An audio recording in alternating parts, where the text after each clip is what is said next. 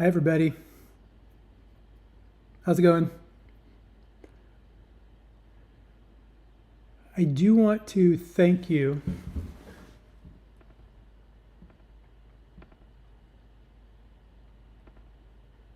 I do want to thank you for being part of this. How's it going? I do want to.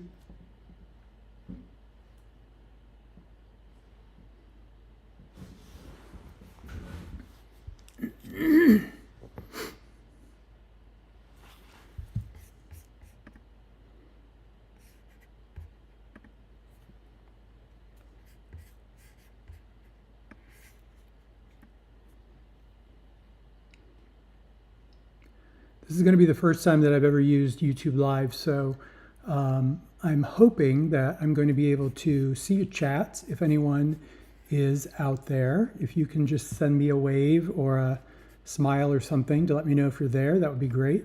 It'll be an interesting session.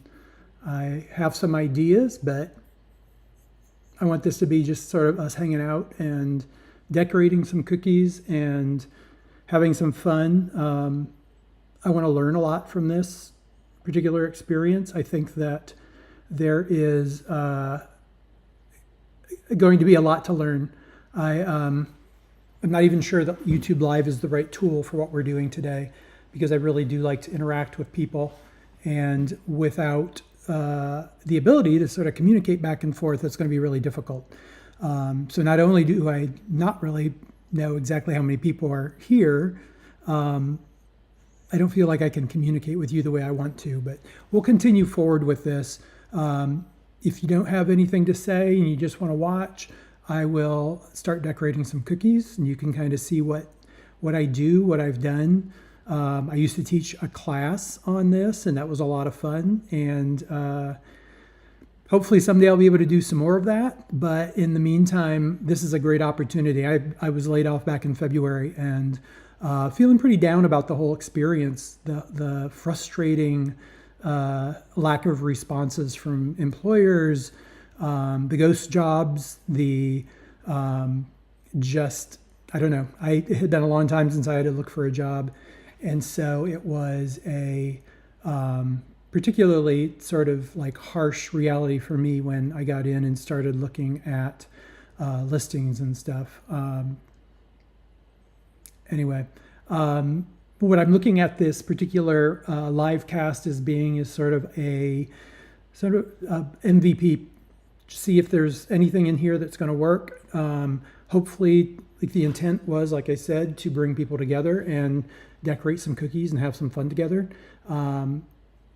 Again, that's MVP. If we can go beyond that and actually do more engagement between yourselves and me, that would be fantastic. It's again going to be a learning experience. All right.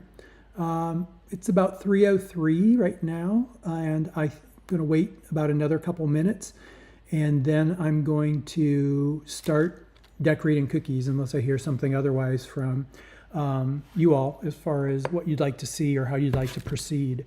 So yeah, we'll just wait here for a couple more minutes. I mentioned that I had taught before. I used to work with Miette Patisserie in Oakland. I decorated cookies for them, and they had moved into a beautiful space in Jack London Square. So they asked me if I'd be interested in teaching. I said absolutely.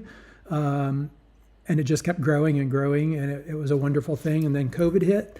I was able to transfer the class over to a virtual class, so that was fun. Not the same as being in the same room with somebody. I like that one-on-one interaction and being able to answer questions and see what people are doing and how they're doing it and make recommendations, and learn myself, because people have techniques that I may not have thought of. So it was great for both sides of the table. But the virtual also did allow sort of learning, and learned a lot about what to do virtually, how to do it, and so it was sort of it did allow for learning, so that was good. So I had been baking or decorating cookies and teaching for Miette, and then I reached out to Draeger's, which is a teaching cooking school in a couple of them in the San Francisco Bay Area, and asked them if they'd be interested. They said yes, so I started teaching at 2 of their locations. That was a lot of fun, very rewarding. And then as my own small business, Fabino, I decided to start teaching as well. I primarily did corporate team building activities. I would get orders from people, and then I would essentially go and assemble well, first of all, I worked through the whole process with them, identifying like what the theme they wanted to be, what kind of cookies, how many cookies, how long they wanted to go, what exactly they wanted to be a part of the activity. I can go back as far as not making the cookies because that takes far too much time in a limited period class, but I would go back and actually show people how to make icing, talk about the different kinds of icing that's available to them, then talk about coloring the icing. We would make icing together, so everybody had their own mixers, and that was fun. You have to have a big space for it, but it was a lot of fun. And then we would sit down and decorate cookies together, and I did that a couple times in person, and that was really rewarding. Also did that virtually, where I would prepare the kits ahead of time, send out the kits to the individuals who are going to participate in the activity, and then the day of the activity, we all got on a Zoom together, and sometimes there was a lot of like people wanting to talk to each other, and sometimes they just wanted to listen to me, and whatever it is was great. I'm very much a believer that these activities are for you, for the attendees. So if you want to learn how to bake cookies and professionally think about it as a process, and how do you assemble your project and the pieces and timing and all that, great. If you just want to watch, that's fun. If you want to laugh at your coworkers or your friends, or just laugh with them, that's great. If you want to just sit and eat the cookies and look at your phone, that's fine too. I don't feel strongly that you have to walk away with these skills. It was just, if you wanted to walk away with those skills, you could. All right. So it looks like it's about 3:07. I'm going to go ahead and start decorating some cookies. I haven't gotten any, as far as I can tell. I haven't gotten any chats in here yet saying otherwise. So we'll go ahead and start in decorating the cookies.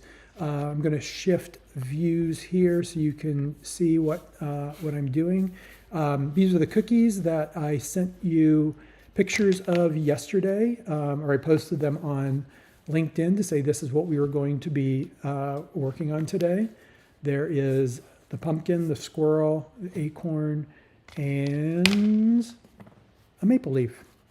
So these are some of my favorites for the fall holiday, fall season.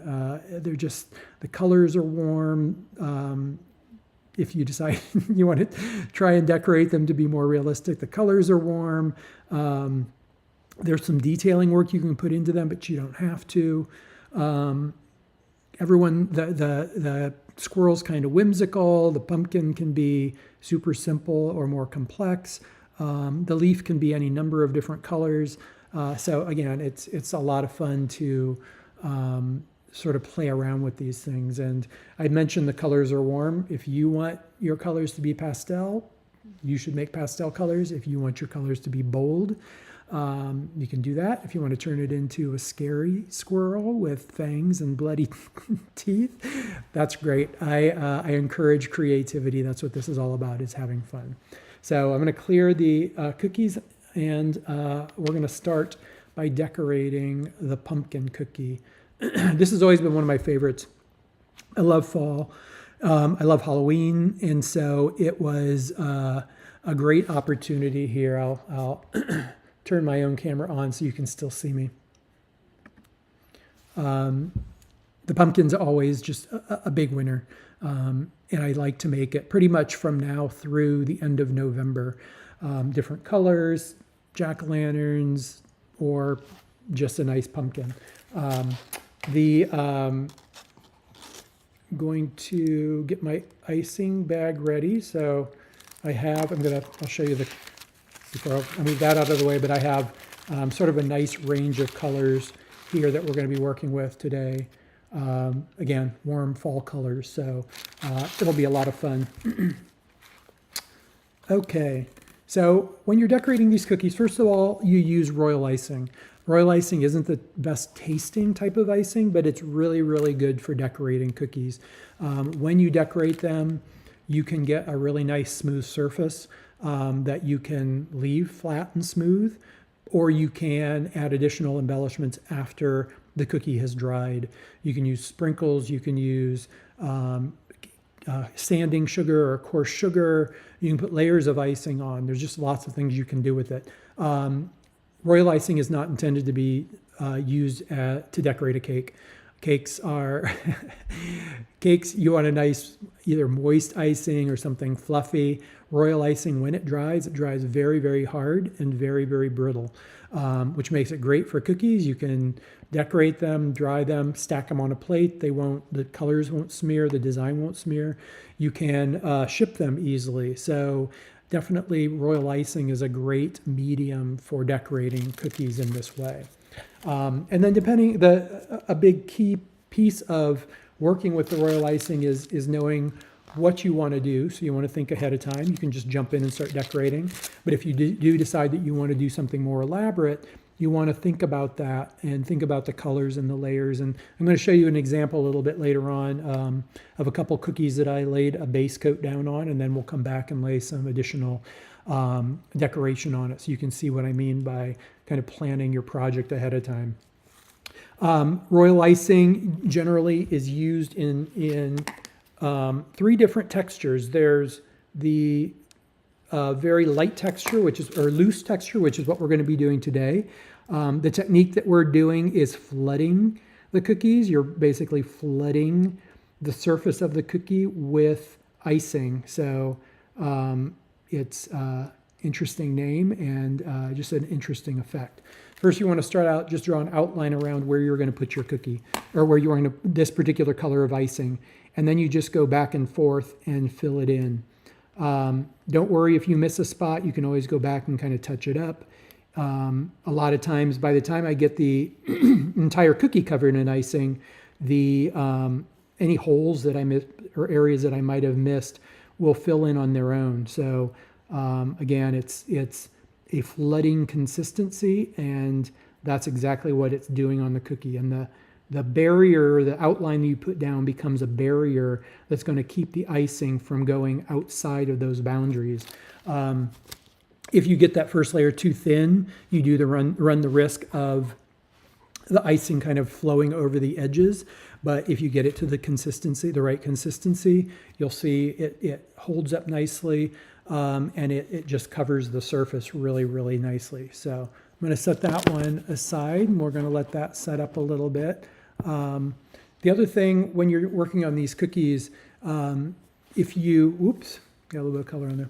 If you think about the cookies, the production of your cookies or the decoration of your cookies as a bit of a assembly line, then say you've got 6 pumpkins. I'm just going to try and get that color off a little bit. Say you've got 6 pumpkins. You're going to start with your first pumpkin. You're going to outline, fill it in, then you're going to go to your next one and your next one. So it becomes a bit of an assembly line for working through the pumpkin cookie. And then by the time you get done with that 6th cookie, the first one has set up a little bit. So you're actually able to go ahead and start laying some detail on. Alternatively, which actually would work a little bit better, if you've got 6 pumpkins and 6 leaves and 6 squirrels, start with your pumpkins, then do the leaves, then do the squirrels, and then go back to the pumpkins. And by the time that you get back to them, that base coat will have set up enough that then you can lay down additional colors on top of that, or textures. I'm going to do another pumpkin. This one's one where we're going to do the same basic outline around the cookie. It's an outline around the cookie, but it's an outline of where I want this color to go. So I'm going to lay that down, and then I'm going to go in and go back and forth and fill it in just like I did with the last one. But I'm going to add some additional detail to this cookie before I set it aside to let it dry. And so the interesting thing with the royal icing, if you lay this color down, it's going to flood into itself. If you immediately lay another color down, that color will flood into the first one. And when it dries, you'll get a nice flat surface, almost like a wallpaper, which is a really cool effect. But maybe that's not what you want. Maybe you do want to have more texture, sort of layers. And that's something that we'll show you later on. I'll show you when the other cookies have sort of set up a little bit. But in this case, I'm going to go ahead and lay another layer of icing down, and you're going to see what happens to it. I'm going to essentially put in the ribs of the pumpkin. So we go in, and you can kind of see already that reddish color that I'm using for the ribs of the pumpkin is sinking down into the orange color that I laid down first. So you're getting a texture, but it's a texture, in this case, with color. After the cookie dries, there will be no texture at all. It'll just be a flat surface.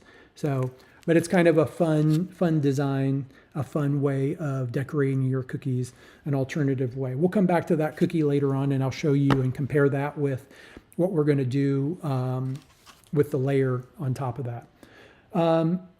Okay, might as well do one more pumpkin, and then I'll show you another little effect that you can do when you lay the color on top. It'll be a little less traditional pumpkin, but it will demonstrate a technique that is a good one to have available to you when you're decorating, especially when you get into like the winter holidays. There's a lot of fun stuff you can do with these techniques because they're a little bit more conducive to what you're going to see the effect is. But it doesn't mean that you can't do it with your fall cookies and your pumpkins and stuff. All right, so got that one filled in. Now what we're going to do, I'm going to do this with, actually I'll use the same red color. We're going to put a few polka dots on here, and then let me get these in here. Okay, so what we're going to do next, and you'll want to be able to do this technique, you need a toothpick, and then you're also going to need a towel, a wet towel, a paper towel, something like that. You're going to go into the icing, and if you want to say, get a heart shape effect, you start in the orange, you drag into the red, and you go back down into the orange, and it gives you a little heart-shaped effect. If you say you want to do something like a paisley, you can just start in the middle and kind of grab it and pull through. Say you want to do something like a galaxy, so paisley with two tails. You can go and start and pull in one direction. You go and start and pull in the other direction. It's a lot of fun. You can get all kinds of neat textures. You want to just sort of like go crazy, you can do that. If you drew lines, you could draw, almost create a sort of a herringbone or a wave effect, which is a lot of fun. But in this case, I just drew dots, so we'll just play around with that a little bit. And I don't know if you can see on the video or in the feed, when I pulled my toothpick through that icing, sometimes it starts to show a trail. And what's happening there is that icing is already beginning to set up on top. And so because it's setting up on top, it means you have to work quickly if you want to get that flat effect. If you want that effect, you really have to do it immediately. Otherwise, say you wait a minute, 2 minutes, that base coat is starting to set up already. And while the other might still sit on top, it will weigh down the icing, and you'll see that there's like these little indentations that next layer, those dots or the lines that you're drawing are causing in the icing. So not a bad thing, just something to be aware of if you're going to use that effect. All right, I'm going to set that cookie aside, and we will shift over to, let's do the acorn next. Okay. With the acorn, I'm using two different colors than what I used for the first. I've got a sort of a brownish color that I'm going to use for the nut portion, and then I've got a green that I'm going to use on the cap. So in this case, I'm going to start with the brown. Oops, sorry about that. I hit the camera. There we go. So we're going to, I didn't cut my bag enough, so hold on one second.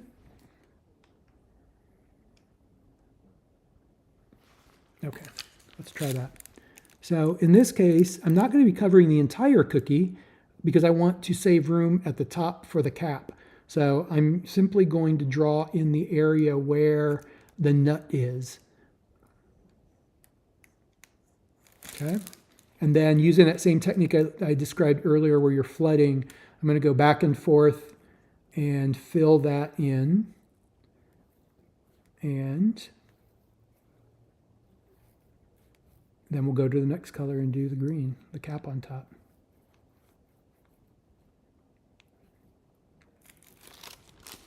Okay, so there's the nut on the acorn. And now we'll do the cap. You're going to see if you do decide that you're going to decorate, or if you do already decorate cookies, you know that cookie cutters come in just a ridiculous number of shapes and sizes, etc.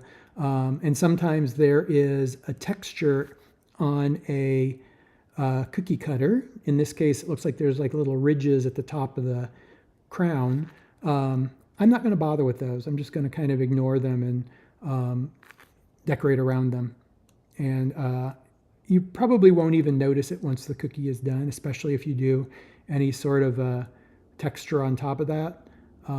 But don't feel like you have to fill in every single space on the cookie. Again, it's all based on your preference. So there's our little acorn. I'll set that aside, and hopefully it will set up enough that we can do a little texture on that when we come back to that particular cookie. Move a couple things around here. Okay, let's do another one of those.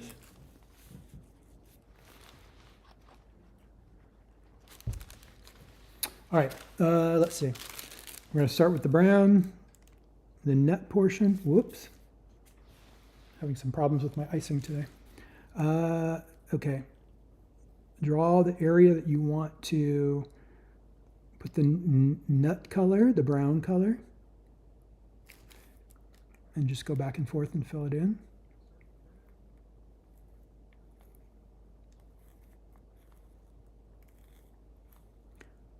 This process, if you get into it and you have to actually do any number of cookies, can almost become sort of like a Zen exercise where you're just zoned in on the cookie and the decorating of the cookie and the filling in the lines and choosing colors.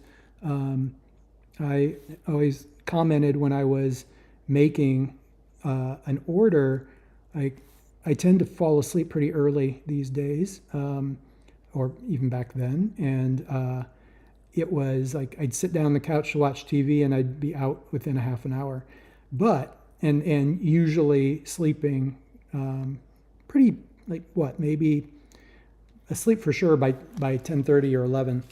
If I'm decorating cookies, it's energizing in some way, and I'm able to stay up until 12, 1 o'clock, 2 o'clock, and just because I get into it and I'm engaged, so it's just a really nice activity. And of course, the great thing about cookies is everyone loves them. I have, with some of my cookies I've done, people tell me, oh, they're too pretty, I don't want to eat them. I'm like, eat them, there's going to be more. I do have some friends who have saved them. I made cookies for them probably about 15 years ago, and they have them on their refrigerator. I personalized them for them, gingerbread boy and girl, and put their names. And it's kind of fun to go over there and see them. The colors are still beautiful. I wouldn't eat the cookie, but yeah, they hold up really well. Often thought I would go through all of because I was saving every cookie, one of every cookie that I ever made.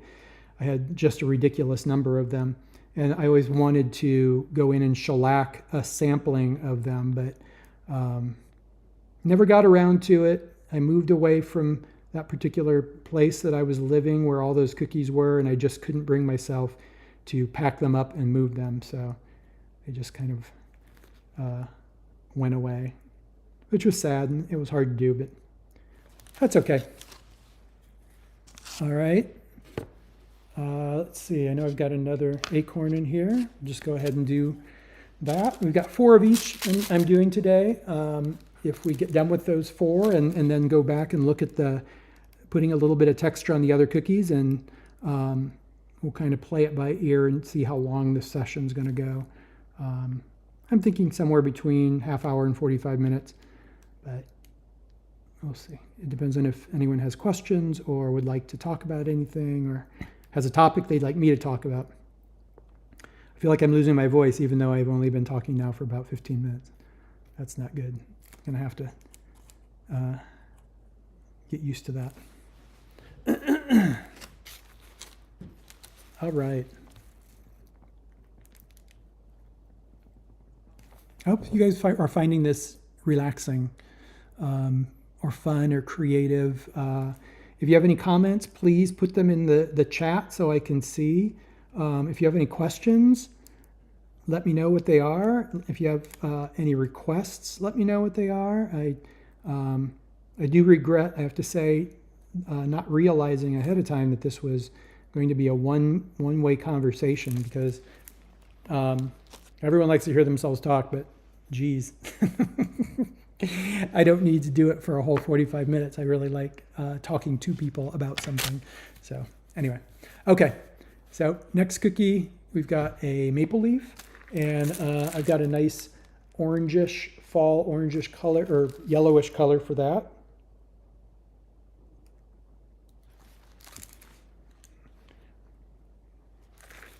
And this is the same thing. Unless you decide that you want, say, half the cookie to be in one color and another half in another color, you're just going to outline the entire surface.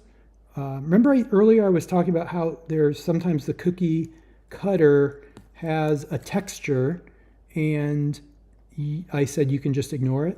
Sometimes I actually accentuate the texture.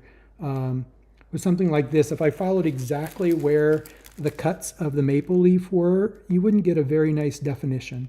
Because I'm going in and I'm making those maybe making those cuts into the leaf deeper, it's just going to make it more distinct when the cookie is finished.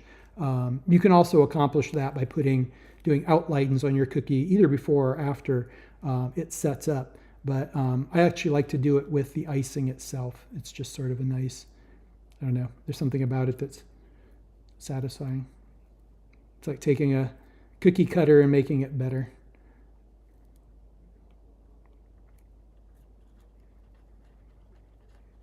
Okay. There we go. There's our first maple leaf. Set that one aside. The cookies take, if you want to do these cookies and you say you want to give them to someone as a gift, probably take a good, I usually let them sit for a good 12 to 24 hours. Maybe not quite that long, depends on if they're sitting out in just air drying, or if they're in a like a food hydrator or a with a fan on them. I usually at least leave a good 10 to 12 hours. You don't want to have gone to all the work of making beautiful cookies and spending the money that you spend on raw ingredients and then try and package them up too soon and find out that they are basically going to stick together and the icing isn't set up. And even if they don't stick together, you can actually dent the icing if you start to, if you do anything if you bump it before it's completely dry. I've had that happen. And usually the indent or the little dent is not too bad, but it definitely takes away when you've put the time and energy and thought into decorating the cookie. It's unfortunate that you might end up with little dents in it. So with this cookie, I'm going to try something a little bit different. I'm going to take another color And we're going to use the toothpick technique, but it's going to be slightly different. I'm going to do the lines that I talked about, and we'll see what we can do. Because now that I think about it, there is kind of a fun effect that we can get from this. So we're going to come in about 1/8 of an inch, 3/16 of an inch, something like that, from where we did the original outline. We want to be able to see that gold color on the cookie between the reddish outline and the edge of the cookie. What we're going to do is, again, take our toothpick, make sure it's good and cleaned off. You don't want it to be sticky or have a bunch of color on it, and start dragging in on the outline. And you're going to get sort of a nice feathering effect. And depending on if you go just, again, I was saying that if you start in the yellow and then you go into the red, you get one effect. If you just start in the red and pull down, you get a slightly different effect. But you can do this with one color like this. You could just put row after row of color inside and then do this, and you're just going to get like a really cool effect with that, sort of that feathering of the icing. So, and again, this is nice because you can do this right away. You don't have to wait until the cookie sets up, but gives you a really, really cool effect. You can do it with a slightly lighter shade of, or even just a slightly darker shade of the first color that you put down. And it's going to be a very subtle effect, but it really is very, very beautiful. So definitely encourage you to try that. We're going to kind of do the opposite on this cookie of what we did on the last one instead, but same technique with dragging the toothpick, but we're going to go in the other direction. And so let's see what that effect looks like.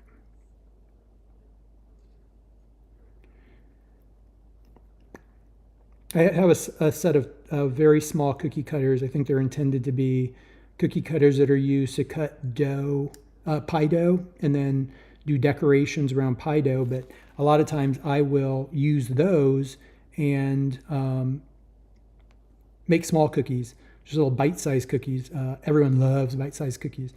They have less calories than the full-size cookie, and you can eat more of them, as they say.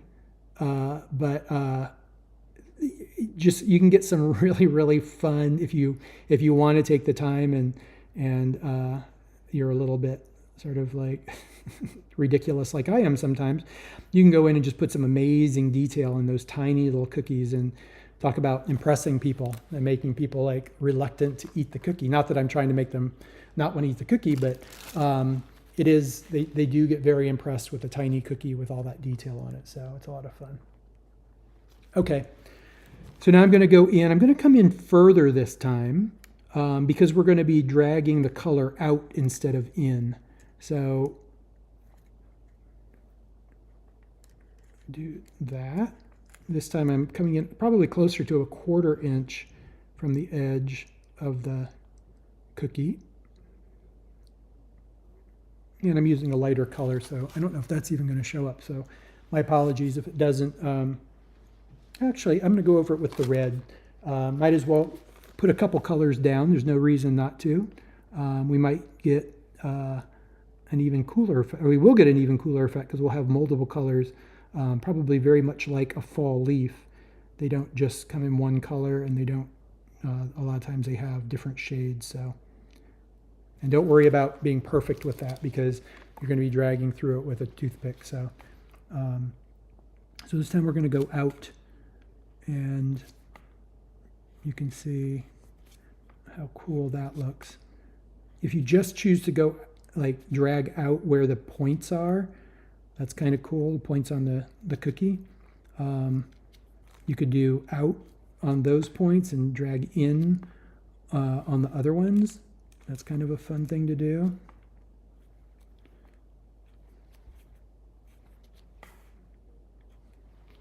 Yeah, so Kind of a neat effect. Unfortunately, you can't see that more subtle color in there, but I do see it in there, and it adds a nice little hint of detail. Okay, we're on our last cookie. Next, we're going to do a squirrel, and he's always a lot of fun. I have a couple different things that we'll do with him, so we'll start just by doing the basic outline and filling him in. So he's kind of interesting, like, because the squirrel, like if you just follow the outline of the cookie cutter, he's going to look kind of weird because he's just going to have this big sort of like bulge on the front of him. It won't be distinguishable at all. So what I do, and the same thing with the tail, is I try and draw in the empty space what I'm thinking that the cookie would look like. And in this case, the thing on the front I'm assuming are his paws, and then in the back it's his tail, but his tail doesn't run all the way up his back, it just attaches at the bottom. So that's what I'm doing, and using that the cookie to it's sturdier this way. That's one thing that if you ever get in and start decorating and like looking for cookie cutters, there's some really cool cookie cutters out there, really neat shapes and everything, but the people who make them don't necessarily decorate cookies, and so therefore you end up with a cookie cutter that has a tiny little, like if they were doing this, they might have put like a tiny little 1/4 inch like gap that was supposed to be able to hold the entire tail on. Well, I can guarantee it's going to break. It's probably going to break as soon as you take it off the baking sheet. But this way you've got like the integrity of the entire cookie, and you visually made it look like the tail is attached at the base as opposed to the entire. Okay, so squirrels are kind of fun. We're going to do a slightly different approach on this one. Let me grab my sprinkles. We are going to start by, so in this case, squirrels have fluffy tails, and so I'm going to put some sprinkles on his tail to really highlight them. So we're going to go around, do what we did last time, go down and make the tail sort of attach just a small part at the base of the squirrel.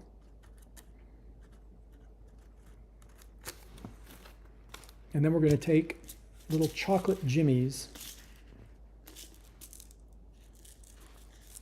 Get them at the grocery store, and sprinkle them on the tail.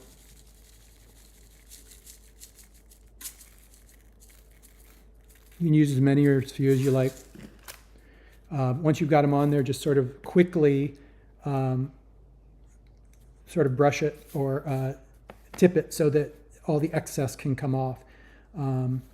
It's okay if you leave a few extras on, but you don't want it to overwhelm, like sort of be so many that they're going to come loose when you put them in packaging or anything like that, or get everywhere just generally. So now we got the tail is really nicely defined. Looks like the icing is going off the side. That's okay. But now if we draw the squirrel's body, it'll appear as though, well, it won't appear. His tail will be a different texture. So it'll look like he's got a fluffy tail.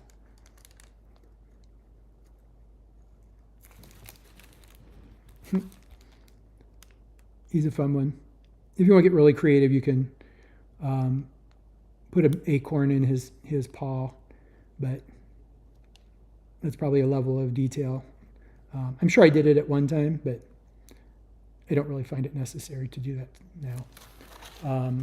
The other thing you can do with this particular cookie, you're going to potentially have some features that you want to call out on the squirrel. So I do have another color. Let me see if I can find it here.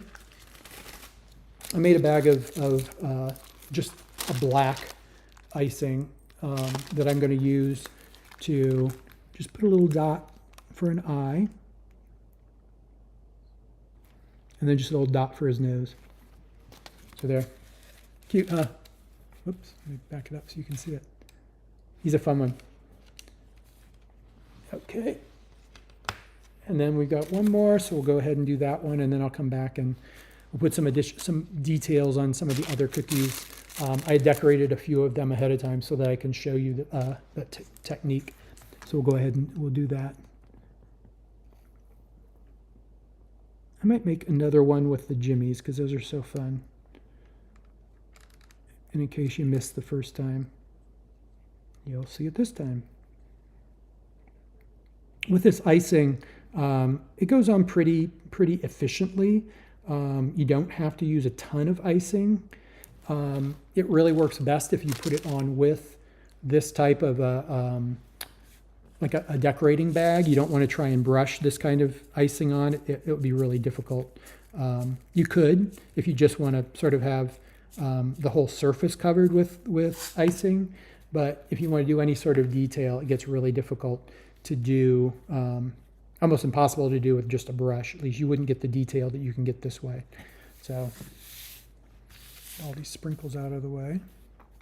And while the sprinkles are, the icing is still wet, you can kind of push at it and push any of the sprinkles that are a little bit loose. You can push them into the icing so you can make sure that they're going to stay on the cookie, and also kind of get them out of the way so they don't easily fall off.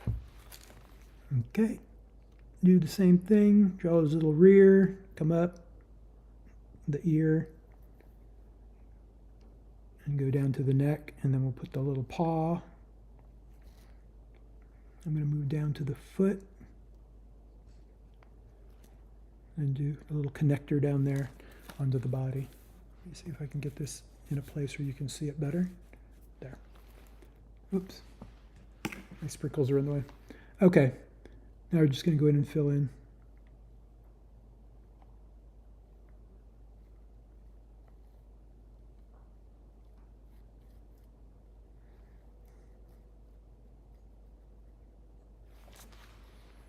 There we go. Looks pretty cute. Get the eye and nose in there.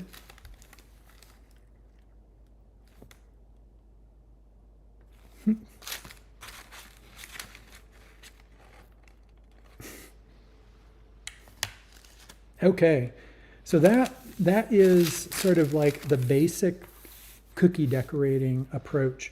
What I'm going to do now, it's been about 42 minutes, so it's been a while. So we'll go quickly through a couple of other things, and then I'll let you go. So I did decorate a pumpkin before I started the session today, this one right here. And I also made icing that was a little bit thicker. I mentioned earlier that royal icing works well in 3 different textures. There's one that's really stiff, that's great for assembling, gluing together a gingerbread house. There's sort of a medium texture that's good for putting detail on. That's what I'm going to be using right now. And then there's the thin, which is really good for the flooding. So we're going to use the middle texture to put some lines on our pumpkin. And this is similar. You saw these before. We put them on with the reddish colored icing while that base coat was still wet. But what happened, the effect we got was more of a wallpaper effect where the color sunk down into the cookie and or that top layer of icing. And so after it dries, it's going to look more like wallpaper. This one, because that base coat has been drying for about a half an hour, when I put these lines on, you can see they're much more distinct. So when this dries, you'll be able to run your finger over it, and you're going to have like this really nice sort of, you'll feel the ridges of the pumpkin on the cookie, which is really neat. I'm going to go ahead and put the stem on this. Similar, I didn't do the stem ahead of time, but if I had done the stem ahead of time, I could go in with a thicker green or like a greenish brown color and put a nice sort of like lines from the pumpkin stem. You know how that looks. So this pumpkin, we're in good shape. I am going to do one more thing because that icing has dried. We can go in and just do a little curly Q of the vine. So kind of a nice little effect for that cookie. All right. Let's see, we've got the leaf, and I've got a thicker yellow. So what we did on the first one we didn't do anything, which is essentially what you're looking at here. And then with the other one, we had used the toothpick technique. So what we're going to do here is we're going to use, again, a thicker icing, and we're going to go around and just do an outline around the leaf. Are you able to see? Let me get it in there. And again, it's all about preference. I guess it's also about time and tolerance and patience and all that kind of stuff. I do get a little crazy sometimes, but I had learned, because I was making cookies for clients, I can't spend an hour on every cookie, even though sometimes you think you could. I had to learn how to make them efficiently and fast, and make sure they all looked the same, and make sure they were all beautiful. So it was an interesting learning, just going from making cookies as a hobby and for holidays, but learning how to make them work for a business. And everyone loved them. I had customers who, similar to my friends, would save their cookies and had a whole wall. I had a real estate agent I worked with, and they had a whole wall of the cookies that I had done for them over the years, which were images of the houses that they had sold. So it was just a nice remembrance for them. Let's see, let me get that turned around. There you've got a leaf. That's kind of a bold variation in color, but you could do a little bit lighter. It's still kind of fun, and definitely gives you that nice sort of feeling of movement or texture on the pumpkin or the leaf that you wouldn't have gotten if you hadn't put that extra color on. Go back to our squirrel. Now this was one that, I think this is one that I had done at the very beginning. And hopefully he's dry enough that we can go ahead and put the icing on his tail. So let me get that on there.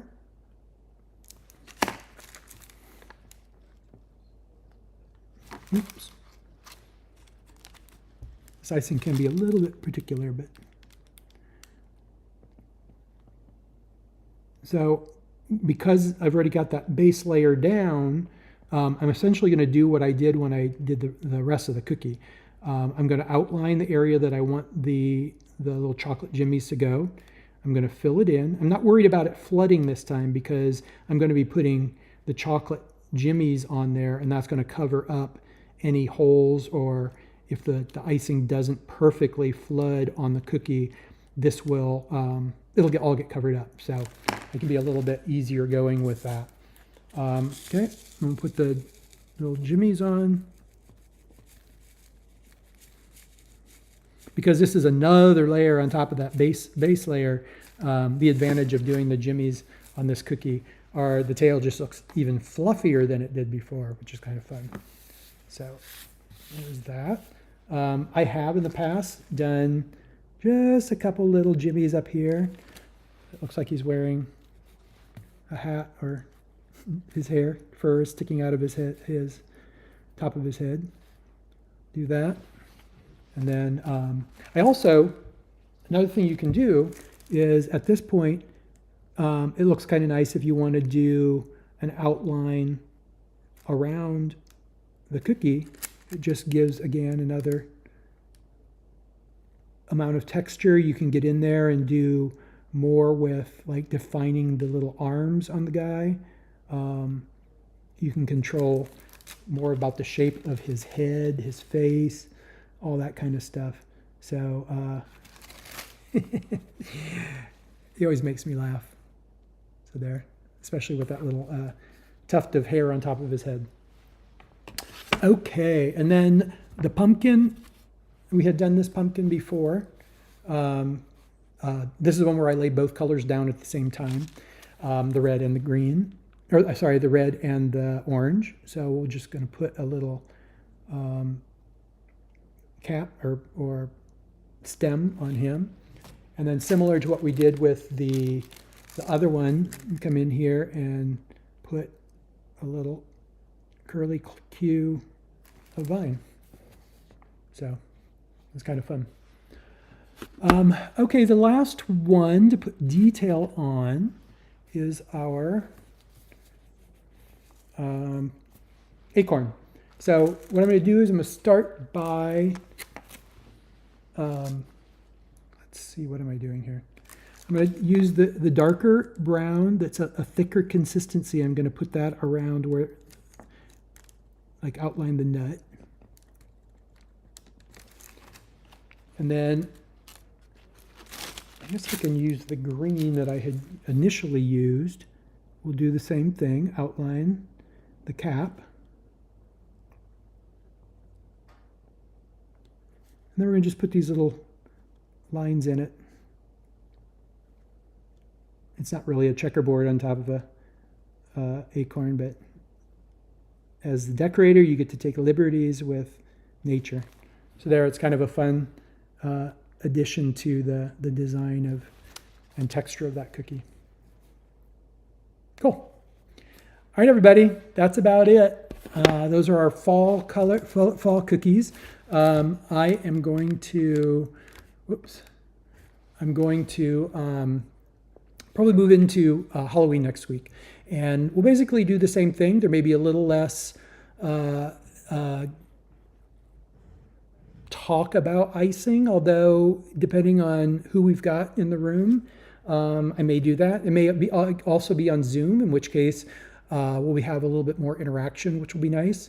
And but yeah, we'll continue decorating cookies. And as long as you guys are coming to watch, I'm going to continue decorating.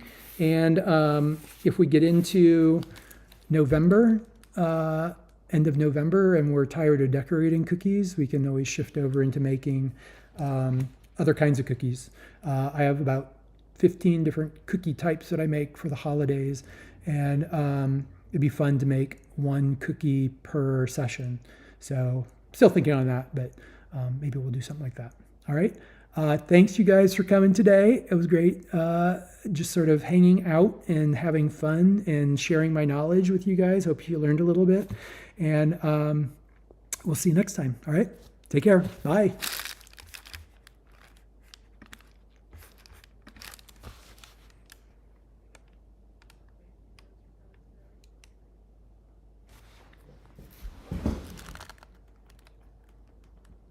Learned a little bit. And we'll see you next time. All right. Take care. Bye.